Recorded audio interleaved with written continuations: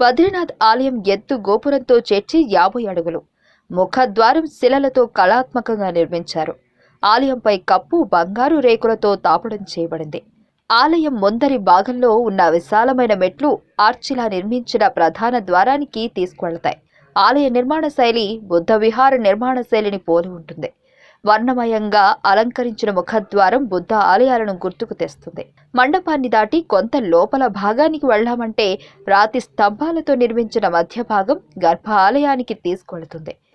ఆలయంలో పలు స్తంభాలు, గోడలు అందంగా చెక్కిన శిల్పాలతో శోభయమానంగా ఉంటాయి. బద్రి అంటే రేగుపండు. ఇక్కడ వెలసిన దేవునికి బద్రీనాథుడు అనే పేరు వచ్చింది. లక్ష్మీదేవి, విష్ణుమూర్తి దీర్ఘ శీతాకాల శోషణ తీర్చడానికి రేగు చెట్టు రూపం దాల్చినట్లు పురాణాలు చెబుతున్నాయి. బద్రీనాథ్ చైనా, టిబెట్ సరిహద్దులకు కొద్ది కిలోమీటర్ల దూరంలో ఉంది. కేదార్నాథ్కు 2 రోజుల ప్రయాణం దూరంలో ఉంది.